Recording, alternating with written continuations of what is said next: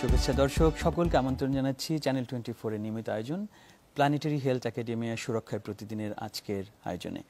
আমরা আজকে কথা বলবো কি করলে ক্যান্সার রোগীরা বিদেশ যাবে না এই প্রসঙ্গে। যখন কারো ক্যান্সার হয় তখন তার একটি প্রত্যাশা থাকে এই রোগটি থেকে সে কিভাবে সেরে উঠবে, কোথায় গেলে এর মানসম্পন্ন চিকিৎসা পাবে। আমরা প্রায়শই ব্যক্তিগত অভিজ্ঞতা থেকে দেখি যখন আত্মীয় স্বজনের ভেতরে বা বন্ধু বান্ধবদের ভেতরে ক্যান্সারের খবর আসে তখন নানান রকম অনিশ্চয়তা ভর করে তাদের ভেতর। আমরা সেই অনিশ্চয়তাগুলো কিভাবে কাটাতে পারি, দেশে কি করলে এই রোগীরা একটি মানসম্পন্ন চিকিৎসা পাবে এবং তারা যে আত্মবিশ্বাস দরকার এই ক্যান্সার চিকিৎসা থেকে ভালো ফলাফলের জন্য সেটি অর্জন করবে, এই বিষয়গুলো আজকে আমরা কথা বলবো। এ বিষয়ে আলাপ করার জন্য আমাদের সাথে স্টুডিওতে উপস্থিত হয়েছেন প্রফেসর ডক্টর তাসনিম আরা। দীর্ঘদিন ধরে তিনি যুক্তরাষ্ট্রে অত্যন্ত উঁচু মানের গবেষণার সাথে যুক্ত ছিলেন ক্যান্সার বিষয়ে, কিন্তু বাংলাদেশে বর্তমানে তিনি ক্যান্সার অগ্রযাত্রায় গুরুত্বপূর্ণ ভূমিকা রাখছেন। তিনি বর্তমানে প্রধান নির্বাহী কর্মকর্তা Selima institute for cancer immunotherapy and cell therapy এবং তিনি CEO Biomed diagnostic general and molecular lab. Professor doctor Tasnim Ara, স্বাগত আমাদের অনুষ্ঠানে। শুভ সকাল, আপনাকে অনেক ধন্যবাদ আমাকে আমন্ত্রণ জানানোর জন্য। আমরা ভীষণ আনন্দিত আপনাকে পেয়ে। আপনার যেই গবেষণার যেই ফলাফল বিভিন্ন সময় বিভিন্ন জার্নালে প্রকাশিত হয়েছে সেটি খুবই ঈর্ষণীয়। আমরা যারা কাজ করা শুরু করেছি ক্যান্সার বিষয়ে আমরা এটাকে এক ধরনের দৃষ্টান্ত হিসেবে দেখি। আপনাকে অভিনন্দন জানাই যে এত চমৎকার কাজ করেছেন ক্যান্সার ফিল্ডে এবং বাংলাদেশে ক্যান্সার ইমিউনোথেরাপি সেল থেরাপি যেটি ক্যান্সারের সবচেয়ে আধুনিকতম চিকিৎসা সেগুলো নিয়ে কাজ করছেন। আমরা ওই সব প্রসঙ্গে যাব, কিন্তু তার আগে আমার মনে হয় যে প্রথমে একটু রোগীদের দৃষ্টিকোণ থেকে দেখা দরকার যে কারো যখন ক্যান্সার হয় তখন আপনাদের অভিজ্ঞতা থেকে কি দেখেছেন, একজন ক্যান্সার রোগী কি কি প্রত্যাশা করে ডাক্তারের কাছ থেকে বা একটা প্রতিষ্ঠানের পক্ষ থেকে?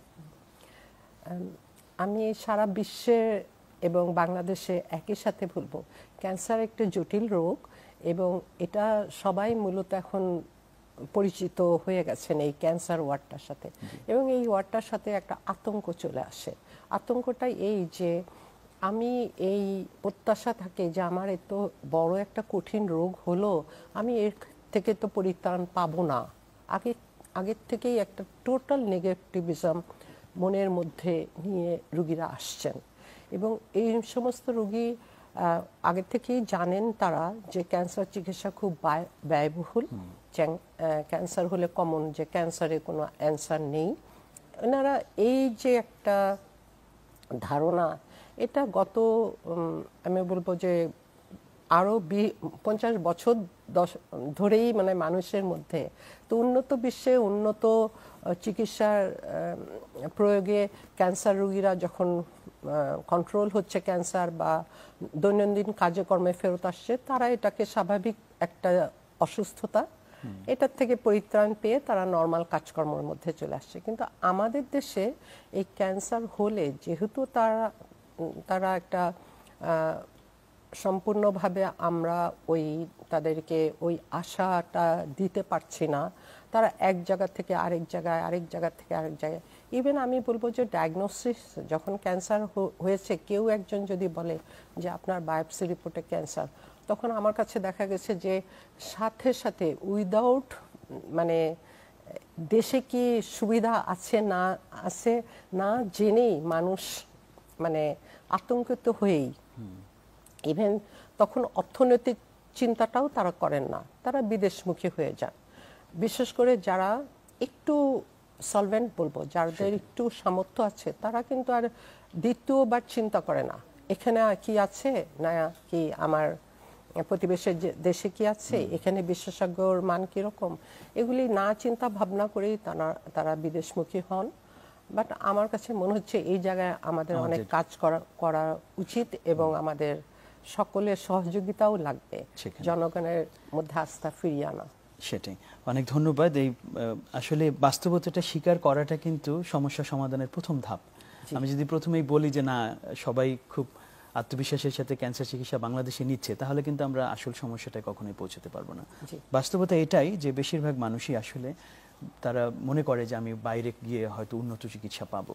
তাহলে আমরা এটা একটু জেনে আসি যে যখন উন্নত চিকিৎসার প্রসঙ্গ আসে, যেমন আপনি বলেছেন যে পৃথিবীর অনেক দেশে সেটা আছে, ওই চিকিৎসার ধরনটা আসলে কি? একটা উন্নত চিকিৎসা বলতে ক্যান্সারের কি কি বোঝায়, সেখানে কোন কোন স্পেশালিটি অথবা কারা কারা যুক্ত থাকে, কিভাবে চিকিৎসার পরিকল্পনা করা হয়? এখন যেটাকে আমরা বলি ক্যান্সার চিকিৎসায় স্ট্যান্ডার্ড থেরাপি, মানে ক্যান্সার হয়েছে, আপনি একজন বিশেষজ্ঞ, এটা লিউকেমিয়া লিম্ফোমা বাদে একজন সলিড টিউমার যদি হয়, যেখানেই হোক, এটা ব্রেস্টে একটা টিউমার হলো বা কোলনে হলো, প্রাথমিকভাবে এনারা যান একজন সার্জনের কাছে। তো আমাদের দেশে হয় যে সার্জারি করার পর এটাকে আমরা জানি হিস্টোপ্যাথোলজিতে পাঠিয়ে দিতে হবে কি টাইপের ক্যান্সার। তো এই যে ডায়াগনোসিসটা উন্নত বিশ্বে এটা খুবই সঠিক, এবং আমরা বলবো সঠিক কারণ নির্ণয় করে ডায়াগনোসিস হচ্ছে। যেমন বলবো যে এখানে মলিকুলার ল্যাব দিয়ে কি ধরনের মিউটেশনের জন্য এই ক্যান্সারটা হচ্ছে, কি ধরনের রিসেপ্টর এই ব্রেস্ট ক্যান্সার যদি বলি, অন্যান্য ক্যান্সারে। তো এইগুলি ওরা নির্ণয় করেই তখন ক্যান্সার পেশেন্টকে একটা আধুনিক চিকিৎসা দেয়। সেখানেও অবশ্যই কেমোথেরাপি লাগবে, যার রেডিওথেরাপি লাগবে রেডিওথেরাপি দিবে। উন্নত চিকিৎসাগুলো যেমন টার্গেটেড থেরাপি মেইনলি এখন, এবং ইমিউন থেরাপি। তো combination of surgery, chemotherapy, radiotherapy, সাথে এসছে টার্গেটেড থেরাপি, ইমিউন থেরাপি, এবং ভবিষ্যতে এখন অনেক জায়গায় যুক্তরাষ্ট্রে এসছে ইমিউন বেস সেল থেরাপি। কিন্তু আমরা এখনও সেই প্রচলিত 1950 থেকে 1970 বা পর্যন্ত যে ছিল, ক্যান্সার হওয়ার পর 6 সপ্তাহ 8 সপ্তাহ একটা কেমো দাও, এবং তারপরে এটাকে রেডিও, মানে সার্জারি, কেমোথেরাপি, রেডিও, এই জায়গাটায় আমরা সীমাবদ্ধ আছি, এই জায়গায় আমরা এখনো রয়ে গেছি। এর জন্য, এবং এই যে কেমোথেরাপি, রেডিওথেরাপি, তার পার্শ্ব প্রতিক্রিয়া এত বেশি যে মানুষ ইমিউনো কম্প্রোমাইজড হয়ে যায়, মানুষের রোগ প্রতিরোধ ক্ষমতা কমে যায়। তো আমাদের সারাউন্ডিংয়ে অনেক ইনফেকশন হয়ে যায় পেশেন্টের। তো আস্তে আস্তে দেখা যায় যে রোগী খুবই করুণ অবস্থায়, তাদের কোয়ালিটি অফ লাইফ, যেটা জীবনের মান সম্পন্ন, আসলে জীবনের মান সম্পন্ন হয় না, এবং ওই পরিবারের সে সোজা বাংলা কথায় বলবো যে খুবই দুঃখজনকভাবে ভুগতে থাকে, যেটা আমরা বলি, এটা কন্টিনিউ করতে থাকে। তো ওয়ান পয়েন্ট আমার মনে হয় তারা সর্বশান্ত হয়ে তারা গিভ আপ করে, সেটা খুব হতাশ হয়ে যায়। এবং এটা যখন আরো 10 জন দেখে, পরিবারের আত্মীয় স্বজন, প্রতিবেশী যারাই দেখছেন, তারা কিন্তু ওই জিনিসগুলা দেখে একটু আতঙ্কের মধ্যে চলে যাচ্ছেন, হয়তো বা আমারও যদি হয় এরকমই হবে। তো এই ধারণার থেকে আমাদের উঠে আসতে হবে। আমরা এই জন্যই আমি বলবো যে আমরা যারা চিকিৎসা বিজ্ঞানী হিসাবে কাজ করেছি, ক্যান্সার চিকিৎসা বিজ্ঞানী হিসাবে, তো ক্যান্সারে এখন সঠিক কারণ আমরা নির্ণয় করতে পারি।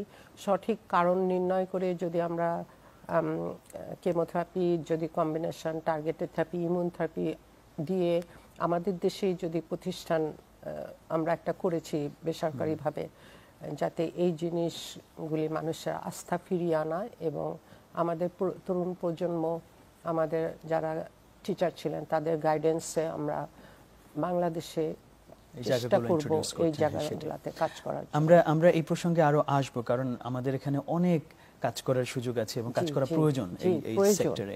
আমি ওখানে আরেকটু ফিরতে চাই। আপনি খুব গুরুত্বপূর্ণ একটা কথা বলেছেন যে এই যে ভোগা বলে, যে ভুগছেন একজন মানুষ, রোগে ভুগছেন, এটি আমার মনে হয় যে অনেক সময় এমন হয় যে এর চেয়ে বোধহয় আমার মৃত্যু ভালো। অনেক মানুষ এটা ভাবতে পারে যে আমার যে কোয়ালিটি অফ লাইফ, এই জীবনটা এতখানি এই জীবনটা আমাদের জন্য এতখানি ক্ষতিকর, বা আমার জীবন এত বিপর্যস্ত হয়ে গেছে যে সেখানে হয়তো আমার খুব বেশি কিছু এখন আর নাই জীবনকে দেওয়ার বা জীবন থেকে পাওয়ার। এই হতাশাবোধ থাকা, এবং তারপর জীবন সম্বন্ধে ভীষণ বলা যায়, আমরা বলি যে হোপলেস হয়ে যাওয়া, যেটা এই জায়গাগুলো থেকে বের করার জন্য কিন্তু বিদেশে অনেক কিছু চেষ্টা করে। আপনি যেটা বলেছেন যে তার ক্যান্সার হয়েছে, কিন্তু সে হয়তো দৈনন্দিন অন্যান্য কাজে যুক্ত আছে, সে রেগুলার লাইফ লিড করছে, সে ছুটিতে যাচ্ছে, সে কর্মক্ষেত্রে আছে, তার যে ডিগনিটি, তার যে মর্যাদা, সেটা সমুন্নত আছে। তাহলে আমরা বলতে পারি যে ক্যান্সার চিকিৎসার একটা বড় বা ব্যবস্থাপনার একটা বড় অংশ হচ্ছে তার মর্যাদাটা ধরে রাখা এবং তাকে কর্মক্ষম রাখা সোসাইটিতে, পরিবারে। এবং সেখানে এখন সমন্বিত ক্যান্সার চিকিৎসা, যেটা ইন্টিগ্রেটেড ক্যান্সার কেয়ার বা ক্যান্সার ম্যানেজমেন্ট, এটার ধারণাটা অনেক এসছে, এবং সেখানে কেবল থেরাপি না, মানসিকভাবে তাকে কিভাবে রাখা যায়। আর্ট জি। থেরাপির কথা এসছে, মিউজিক থেরাপি এসছে, জি, জি। স্পিরিচুয়াল থেরাপির কথা জি। এসছে। তো এই জিনিসগুলো বাইরে আছে, আমাদের দেশে ইন্ট্রোডিউস করা কি খুবই কঠিন, কি মনে হয়? আম, আমার কাছে মনে হয় একদমই না, কিন্তু আমার এই বিষয়গুলোর প্রতি আমরা গুরুত্ব দিইনি আগে। এখন আমার মনে হয় এই বিষয়গুলি খুবই গুরুত্বপূর্ণ, কারণ ক্যান্সার একটা জটিল রোগ, সাথে সাথে এটা কিন্তু দৈনন্দিন কার্যক্ষমতাকে হ্যাম্পার করতেছে। মানুষ কিন্তু মনে হচ্ছে যে আমি ক্যান্সারের রোগী, আমি কোনো কিছু করতে পারবো না, এবং প্রতিনিয়ত তাকে ওষুধ খেতে হচ্ছে। তো ওষুধ খাওয়ার একটা সাইড ইফেক্ট থাকেই, একটা লেথার্জিক ভাব থাকে। এই সমস্ত জিনিসগুলা আমাদের, আপনি যেটা বললেন যে ওরা অ্যাজ এ হোল কাউন্সেলিং করে, মানে মানসিকভাবে তাকে সুস্থ রাখা। কিন্তু আমাদের দেশে দেখা যাচ্ছে এখানে আমি বলবো যে আমরা কিন্তু অনেকটাই উল্টো দিকেই হাঁটছি এই জায়গাটাতে, যে ক্যান্সার হয়েছে, ও তোমার ক্যান্সার হয়েছে, ও তুমি, মানে অনেক নেতিবাচক নেতিবাচক একটা, মানে একটা দুঃখ প্রকাশ করছে। সেটা মানুষ এমনি তো শরীরটা খারাপ, সোজা কথায় বলবো, তার মধ্যে যদি দুঃখ প্রকাশে, সেজন্য অনেকেই অনেক কিছু বলতে চান না, অনেক যে বলতে চান না। এবং আমি একটু সময় নিয়ে ওনাদের কাছ থেকে কথাগুলা শুনি, এবং আমার মনে হয় এখানে শুধু একজন চিকিৎসকের কোনো ভূমিকা নাই, অনেকটা সময় নিয়ে তাকে কাউন্সেল। এখানে যদি আপনি যে বললেন মিউজিক থেরাপির কথা, একটা যে পেন্টিং করছে, যে আর্ট করা, তুমি এই সময়টা বাসায় বসে এতটুকু সময় কাজ করো আর এতটুকু সময় তুমি একটা, তো আমার কাছে মনে হয় যে, এবং আমরা কিন্তু শুধু মিউজিক থেরাপি, আমরা ধর্ম নিয়ে আলোচনা করতে পারি, তাকে এনকারেজ করতে পারি। আমার একজন লাং ক্যান্সারের কথা মনে পড়ছে, যে উনি স্টেজ 4 লাং ক্যান্সার ছিল আমেরিকায় একটা জায়গায়। তো উনি তখন যখন আক্রান্ত হলেন, উনি কোনোদিন চার্চে যেতেন না আর কি, তার ওনার বিভিন্ন ব্যস্ততার কারণে, কিন্তু উনি একটা সময় বের করে নিলেন যে সানডেতে আমি চার্চে যাব। এবং এই যে একটা পজিটিভ মনোভাব নিয়ে উনি প্রতি সানডেতে হাঁটাহাঁটি করলেন, গেলেন, আরও 10 জন মানুষের সাথে ইন্টারাকশনে আসলেন। উনি মন থেকে খুবই মানে উৎফুল্ল, প্রশান্তের জায়গা তৈরি হয়ে গেল, এবং উনি দ্রুত রিকভারি। এবং এইটার পিছনে যে সায়েন্টিফিক ব্যাকগ্রাউন্ড, আমি যেহেতু সায়েন্টিস্ট হিসাবেই কাজ করেছি, তখন দেখা গেল এটা সত্যি। যত ডিপ্রেস থাকবেন, যত হতাশাগ্রস্ত হবেন, ক্যান্সার তত দ্রুত ছড়াবে। এবং এটার একটা মেকানিজম আছে, আমরা বলি এটা সাইটোকাইন সিগন্যালিং মেকানিজম। একটা সাইটোকাইন বডিতে তৈরি হয়, ইন্টারলিউকিন 6, এবং এটার মাধ্যমে দ্রুত তখন ক্যান্সার ছড়ানোর মেকানিজমটা। তো এটা ফেরানো যায়, কিন্তু যেটা বললেন যে তাকে যতখানি ইতিবাচক চিন্তার মধ্যে আমরা হিউম্যান বডিটাই তো যে এই সাইটোকাইন বা হরমোনগুলা তৈরি হবে, এগুলা তো ডে টু ডে তৈরি হচ্ছে বডিতে। এবং যখন এইগুলি বেশিভাবে, মানে আমার গবেষণায় দেখেছি, IL-6 যখন বেশিভাবে বডিতে তৈরি হবে, একটা নন ইনফ্ল্যামেটরি রিয়াকশন হবে, তখন এইটার ক্যান্সারের প্রোগ্রেশনটা খুব তাড়াতাড়ি, দ্রুত ক্যান্সার ছড়িয়ে পড়ে বডির অন্যান্য জায়গায়। সেটা সায়েন্টিফিক দিকটাও আছে। সেটাই, তার মানে বোঝা যাচ্ছে যে আমাদের দেশের প্রেক্ষাপটে, আমরা যেটা আন্তর্জাতিকভাবে হয়তো নানান কিছু চেষ্টা হচ্ছে, কিন্তু আমাদের দেশের প্রেক্ষাপটেও কিন্তু আমরা অনেক কিছু ইন্ট্রোডিউস করতে পারি, আমাদের ধর্ম, আমাদের সমাজ, সংস্কৃতি, এগুলো বিবেচনায় রেখে, যেগুলো আমাদের রোগীদের জীবন মান উন্নয়নে ভূমিকা রাখবে। এবং সেটি আমাদের কমিউনিটি, পরিবার, হসপিটাল সবাইকে মিলে কিন্তু আমরা ক্যান্সার রোগীদের জন্য একটা চমৎকার সাপোর্ট সিস্টেম তৈরি করতে পারি। সেই জায়গায় আমরা পৌঁছাতে চাই। আমরা ছোট্ট একটি বিরতি নিয়ে এসে বাকি আলোচনায় যাব। দর্শক, সুরক্ষায় প্রতিদিনে আমরা কথা বলছি আমাদের আলোচ্য বিষয়, কি করলে ক্যান্সার রোগীরা বিদেশে যাবে না, সেই প্রসঙ্গে আমাদের সাথে থাকুন। ফিরছি ছোট্ট একটি বিরতির পর।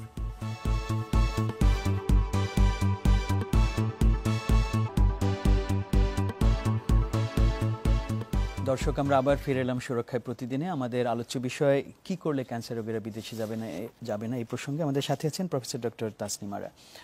প্রফেসর তাসনিম আরা, আমরা কথা বলছিলাম যে দেশের বাইরে আসলে কিভাবে চিকিৎসাটা চিন্তা করা হচ্ছে। সেখানে আধুনিকতম চিকিৎসা যেমন আছে, একই সাথে কনভেনশনাল অথবা প্রচলিত যেই চিকিৎসা সমাজ সংস্কৃতির ভিতরে থাকে, সেটাকেও তারা যুক্ত করছে ক্যান্সার রোগীর সেবায়। বাংলাদেশের প্রসঙ্গে আসি, যে বাংলাদেশে আমরা এই আধুনিক চিকিৎসা পদ্ধতির কি কি জিনিস আমরা ইতিমধ্যেই অর্জন করেছি, আমাদের কিন্তু অনেক অগ্রগতি হয়েছে। সেটুকু বুঝতে পারাটাও আমাদের জন্য একটা বিরাট পদক্ষেপ, যাতে আমরা ভবিষ্যতে বাকিটা পূরণ করতে পারি। এই প্রসঙ্গে একটু বলবেন যে বাংলাদেশে আমরা এখন আধুনিক কি কি জিনিস আমরা ইতিমধ্যে অর্জন করেছি।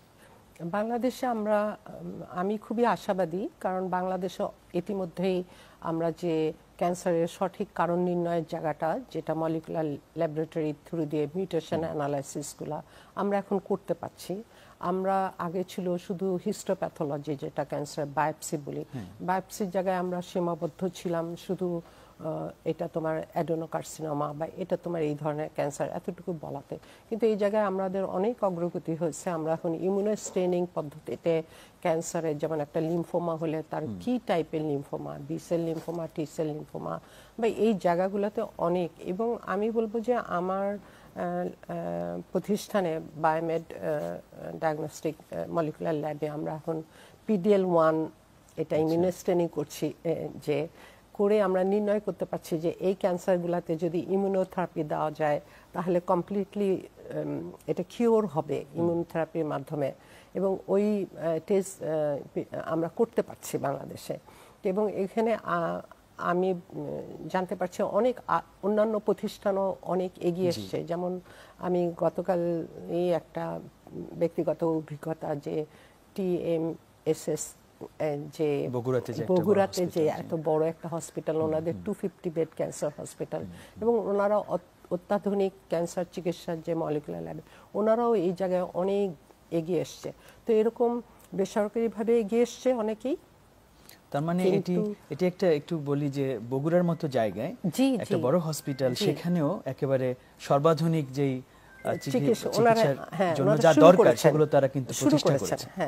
এখন আমাদের জায়গায় দেখা যাচ্ছে যে সরকারিভাবে এই জায়গাটা এখনো একটু অবহেলিতই আছে।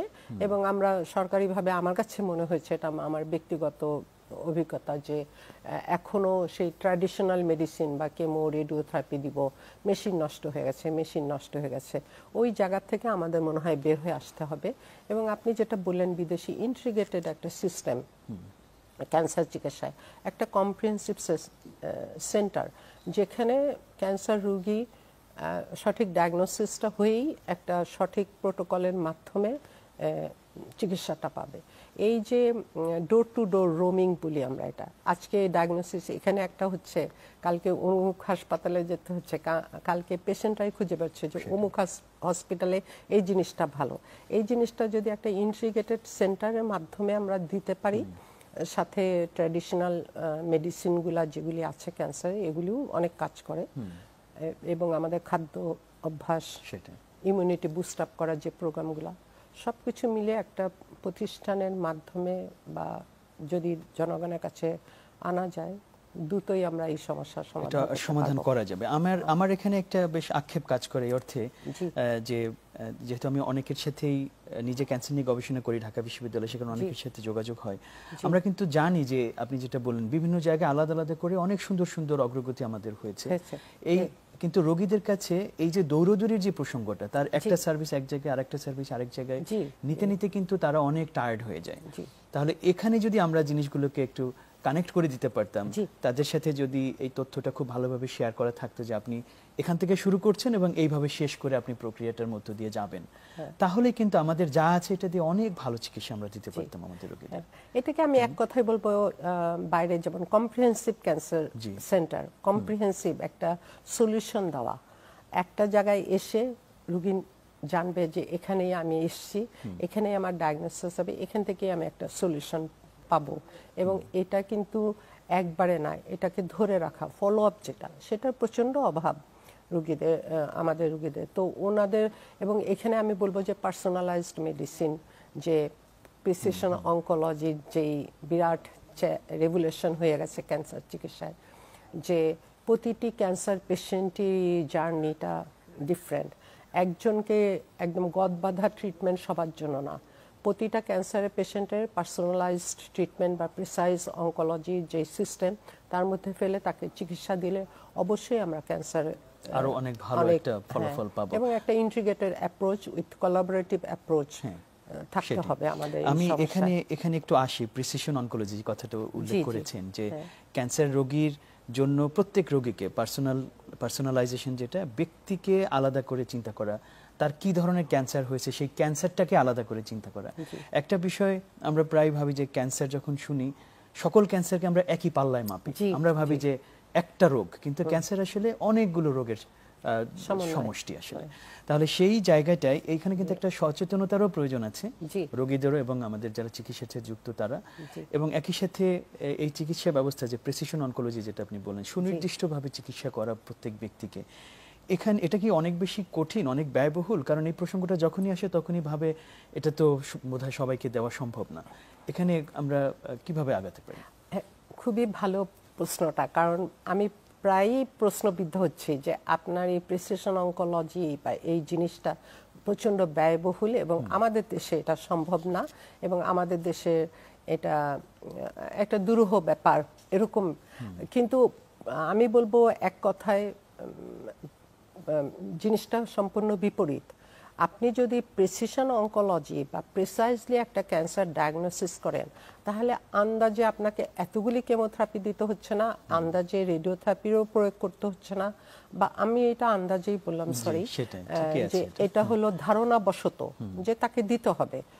এখানে দেখা যাচ্ছে যে ফার্মাকোজেনেটিক্সের মাধ্যমে আমরা যে পার্সোনালাইজড মেডিসিন উত্থান ওখানেই হয়েছে, নট অনলি ইন ক্যান্সারের ক্ষেত্রে এবং কার্ডিওভাস্কুলার ক্ষেত্রেও, যে আপনি সমস্ত সিস্টেমটাকে একটা গ্রুপ অফ পেশেন্টকে একসাথে করে একটা থেরাপি দিচ্ছেন। দেখা যাচ্ছে তার মধ্যে 10 জন যদি থাকে, 3 জনের বেলায় এই থেরাপিটা কাজ করছে, বাকি 3 জনের বেলায় একদমই কাজ করছে না, আর বাকি 3 জনের বেলায় এটা মানে কমপ্লিটলি চিকিৎসার নামে কমপ্লিটলি বিপরীত কাজ করছে, যে অতিরিক্ত দেওয়া হয়ে গেছে, তাকে দরকারই ছিল না। তো সেই বিষয়গুলোর থেকে উঠে আসার জন্যই প্রিসিশন অনকোলজি বা পার্সোনালাইজড মেডিসিন এখন ওয়ার্ল্ডে এসছে। তো এই জায়গায় আমাদের একটু সময় নিয়ে ধৈর্য ধরে প্রতিটি রোগীকে আলাদা আলাদা ভেবে ট্রিটমেন্ট করতে হবে এবং তাকে সেই সলিউশনটা দিতে হবে। এটা সময়ের সাপেক্ষ এবং এখানে ওই আধা ঘন্টা বা 1 ঘন্টা এইভাবে টাইম মেপে না, এটাকে একটা ধৈর্য ধরে রোগীর পক্ষ থেকেও ধৈর্য ধরে থাকতে হবে যে এটা আমার জন্য কাজ করবে এবং এটা নির্দিষ্টভাবে দেওয়া হয়েছে।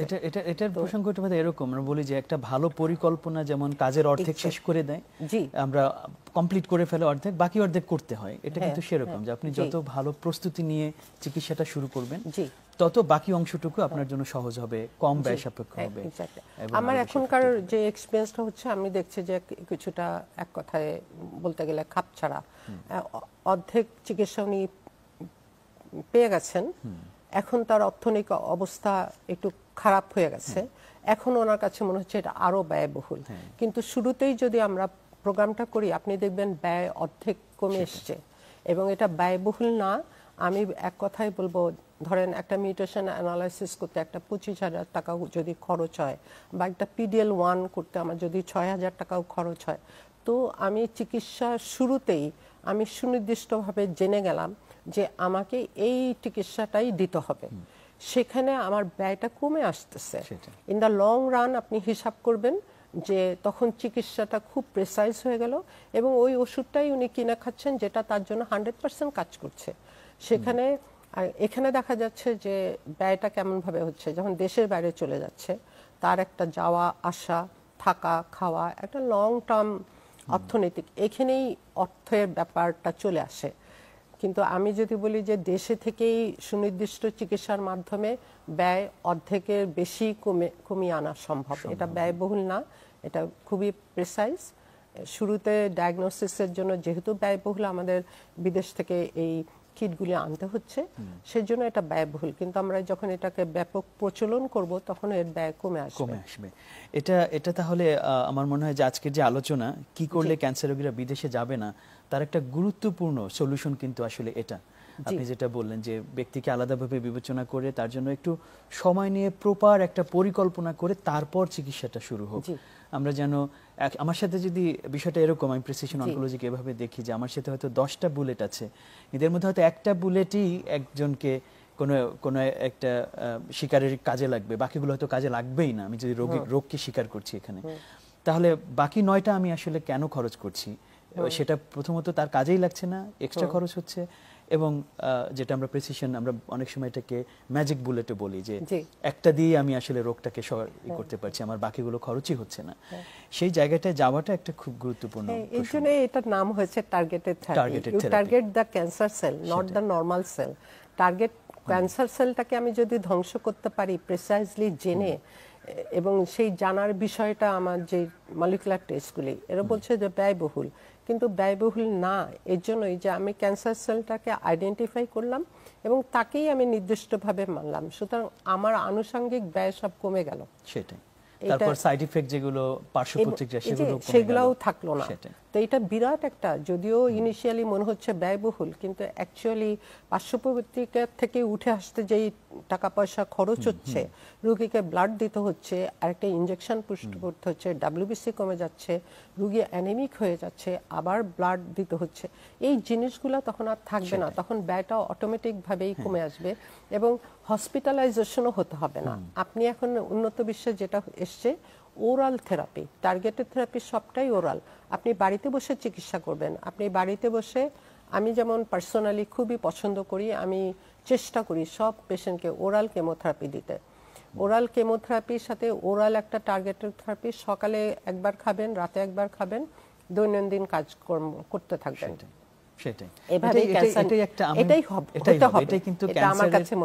আমরা যেমন অন্য অসুখ হলেও যেমন রেগুলার সকালে একটু ওষুধ খেয়ে আমি কাজে চলে যাচ্ছি, ক্যান্সারকে আমরা ওরকম জায়গায় নিতে চাই যে এটা আমার জন্য ডেথ সেন্টেন্স না, মৃত্যু পরোয়ানা না, এটা আর একটা অসুখ মাত্র।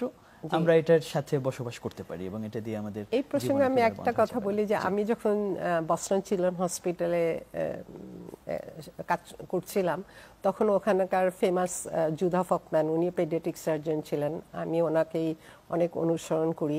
উনি পেডিয়াট্রিক সার্জন, উনি একটা কথা সবসময় আমাকে বলতেন, সবাইকেই, আমরা যারা ওখানে সুযোগ পেয়েছি কাজ করার, উনি বলতেন যে দেখো, ক্যান্সার আর ডায়াবেটিসের কমপ্লিট কিওর নাই, হাইপারটেনশনের কমপ্লিট কিওর বলে কিছু নাই। উই হ্যাভ টু লার্ন যে এটাকে কেমন করে কন্ট্রোল করে রাখা হয়। এবং ক্যান্সারও ওই জায়গাটায় উন্নত বিশ্বে চলে এসছে, যে ক্যান্সারও কন্ট্রোল করে রাখা, সকালে রাতে ওষুধ খেয়ে এবং দৈনন্দিন কাজকর্ম করা। যখন আপনি ক্যান্সার, এবং আমি এই ক্ষেত্রে বলবো যে আমার এখনকার রিসার্চের অভিজ্ঞতায় যে এখন ক্যান্সার কিন্তু কোনো কোনো ক্ষেত্রে কমপ্লিটলি নিরাময় হয়ে গেছে, সম্পূর্ণ নিরাময় হচ্ছে। সেজন্য ক্যান্সার আমি বলবো যে অনেক বড় বড় হসপিটালের কিন্তু দরকার নাই, হসপিটাল সেটিং না। ক্যান্সার কিন্তু এখন দৈনন্দিন ভাবেই মোকাবেলা করায় এবং বাড়িতে বসেই জনচিকিৎসা পায়। এবং উন্নত বিশ্বের ড্রাগগুলা দেখবেন যে কেন তারা ওরাল ফর্মে ড্রাগগুলো আনছেন, টার্গেটেড থেরাপি, ইমিউনোথেরাপি, বেশিরভাগ ওষুধই ওরাল ফর্মে বের হয়েছে, কারণ এটা লং টার্ম খেতে হবে, 3 মাস 6 মাস খেতে হবে। এটা বাসায় বসে যেন রোগী খায়, সেজন্য এটা ওরাল ফর্মে আসছে। এবং এখন কেমোথেরাপি যতগুলোই তৈরি হচ্ছে সবই ওরাল ফর্মে। তো ওরাল ফর্মে দেওয়ার কারণটাই হলো যে বাড়িতে বসে চিকিৎসা। আমরা একটা প্যারাসিটামল যেভাবে আমরা বাসায় বসে নিতে পারছি, ওইভাবে অ্যান্টিবায়োটিক আপনি বাসায় বসে খাচ্ছেন, সেভাবে মুখে খাওয়ার ওষুধটা আমি ব্লাড হাইপারটেনশন, ডায়াবেটিস আপনি বাসায় বসেই, সেটা সপ্তাহে একদিন ইনজেকশন দিয়ে এখন ডায়াবেটিস কন্ট্রোল করা যাচ্ছে। তো ক্যান্সারও ওরকম ভাবে যাওয়ার সুযোগ আছে কিন্তু। তাহলে আমরা বলছি যে বিদেশে যখন এই যে প্রেসিশন অনকোলজির কথা যদি আবার আসি, যে একেবারে সুনির্দিষ্টভাবে চিকিৎসা দেওয়া, যখন আমাদের রোগীরা বিদেশে যায় তারা কিন্তু ভালো জায়গায় ওটাই পায় আসলে। আমরা যদি ওটাই বাংলাদেশে দিতে পারি, এটাই জনপ্রিয় করতে পারি এবং এটার প্র্যাকটিস যেটা, সেটা যদি আমরা বাংলাদেশে অনুসরণ করতে পারি, তাহলে কিন্তু বিদেশে যাওয়ার প্রয়োজনটা থাকছে না বেশিরভাগ। আমাদের মনে হয় ধীরে ধীরে আমরা ওই দিকেই অগ্রগামী হচ্ছি। তো আমার এখানে আমার এই অনুষ্ঠানের মাধ্যমে আমাদের শ্রদ্ধেয় প্রধান উপদেষ্টা, শ্রদ্ধেয় স্বাস্থ্য উপদেষ্টা এবং স্বাস্থ্য বিষয় নিয়ে যারা কাজ করছেন, তাদের চিন্তা ভাবনায় আমি চাই যে আমাদের মতো বেসরকারি প্রতিষ্ঠানগুলোকে ওনারা সহযোগিতা করুন, ওনার যাতে আমরা কম্বাইন্ডলি এই একটা জটিল সমস্যা এখন 2040-তে যেটা বাংলাদেশের জন্য বিশাল একটা চ্যালেঞ্জ হবে, প্রকোপ অনেক বাড়বে, ডাবল হবে, সেই এখনই এর একটা দ্রুত পরিকল্পনা নিয়ে একটা সমাধান আমরা যেন রুগীকে দিতে পারি, আশ্বস্ত করতে পারি। ওনাদের সহযোগিতা লাগবে। সেটি একটা আসলে খুব গুরুত্বপূর্ণ বিষয়। তার মানে এখানে আমরা দেখছি যে রাষ্ট্রীয়ভাবে পলিসি একটা গুরুত্বপূর্ণ বিষয়। আমরা পৃথিবীর বিভিন্ন দেশে দেখি যে সরকারের যে মিনিস্ট্রি অফ হেলথ অথবা অন্য যেই প্রতিষ্ঠানগুলো আছে সরকারি, তারা কিন্তু এরকম আপনাদের মতো যারা এক্সপার্ট আছেন তাদেরকে ডাকে এবং তারপর বলে যে বিভিন্ন জায়গা থেকেই তারা এসে তারপর তারা একটা কম্বাইন্ড সমন্বিত একটা সিদ্ধান্ত নেয় যে আমাদের এই ফ্যাসিলিটি আছে, এগুলোকে আমরা এভাবে একসাথে ব্যবহার করব। বাংলাদেশে এই জায়গাটা কিভাবে আমরা পৌঁছাতে পারি? এই পলিসির জায়গাটায় কি পরিবর্তন প্রত্যাশা করেন? আমরা বাংলাদেশে যেমন ধরেন আমাদের বিশ্ববিদ্যালয়গুলি আছে, মেডিকেল বিশ্ববিদ্যালয়, আমাদের জেনারেল হসপিটালগুলি আছে বাংলাদেশে। এবং আপনি যেখানে কাজ করছেন সিঙ্গাপুরের উদাহরণ দিয়ে বলি, তো সিঙ্গাপুরে একই জিনিস, ইউনিভার্সিটি হসপিটাল আছে, সিঙ্গাপুর জেনারেল হসপিটাল আছে।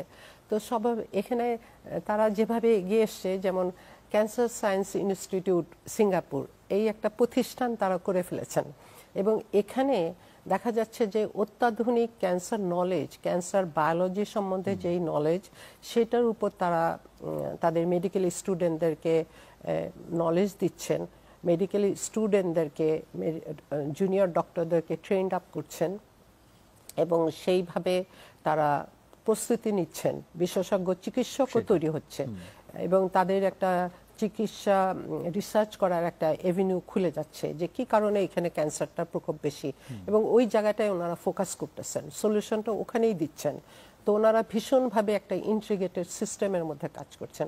আমার কাছে মনে হচ্ছে এই যে এরকমই আমরা ওই অনুকরণ করলেই আমাদের এখানে যেমন Bangabandhu medical university, Dhaka medical college, cancer আমাদের আছে, কিন্তু প্রতিষ্ঠান আছে অনেক, কিন্তু কোঅর্ডিনেটেড হয়ে একটা সমন্বয় করাটা এখানে সরকারি কিছু গুরুত্বপূর্ণ ভূমিকা রাখতে পারে এবং আমরাও যেন বেসরকারিভাবে অনুপ্রাণিত হতে পারি। সেই জায়গাটা আমরা একেবারেই শেষের দিকে, যারা আজকে দেখছেন অনুষ্ঠান, তাদের মধ্যে হয়তো কেউ কেউ ক্যান্সারের রোগী থাকতে পারেন, আত্মীয় স্বজন থাকতে পারে, তাদের উদ্দেশ্যে আপনার কি বার্তা থাকবে?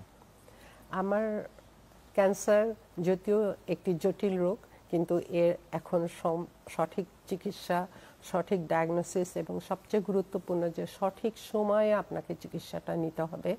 আপনারা আমাদের উপর আস্থা রাখেন, দেশে অনেক বিশেষজ্ঞ আছেন, তরুণ বিশেষজ্ঞ। আমরা যারা চেষ্টা করব দেশে আপনারা বিদেশমুখী না হয়ে দেশের মধ্যেই আপনারা আজকে ইন্টারনেটের মাধ্যমে তথ্য সরবরাহ করে নিয়ে আপনারা সঠিক চিকিৎসা নেন এবং ভালো থাকেন, সুস্থ থাকেন, এবং ক্যান্সার নিয়ে আতঙ্ক হওয়ার কোনো কারণ নাই। ক্যান্সারের সুস্থ কমপ্লিট চিকিৎসায় আপনি সম্পূর্ণভাবেই সুস্থ হতে পারবেন। অনেক অনেক ধন্যবাদ প্রফেসর ডক্টর তাসনিম আরা। এবং যেটা বলছিলাম যে বিদেশে আপনি এত চমৎকার কাজ করেছেন, বিখ্যাত অনেক মানুষের সাথে কাজ করেছেন, সেই অভিজ্ঞতাগুলো আপনি বাংলাদেশে নিয়ে এসেছেন এবং একেবারে সর্বাধুনিক যে ইমিউনোথেরাপি, সেল থেরাপি, সেটা নিয়ে ইনস্টিটিউট করছেন, কাজ করছেন। আশা করি যে এই সকল কিছু আমরা যে জায়গায় পৌঁছাতে চাই ক্যান্সার চিকিৎসা, সেখানে পৌঁছাতে সহযোগিতা করবে এবং রাষ্ট্রীয়ভাবে, সামাজিকভাবে সহযোগিতা আপনি পাবেন। আমরাও যারা আছি, আমরা আপনার সাথে আছি এবং আপনাকে এই পর্যায়ে যতখানি পারা যায় আমাদের জায়গা থেকে আমরা সহযোগিতা করব। অনেক ধন্যবাদ আমাদের সময় দেওয়ার জন্য। অনেক অনেক ধন্যবাদ। ধন্যবাদ। দর্শক, শেষ করছি সুরক্ষায় প্রতিদিনের আজকের আয়োজন।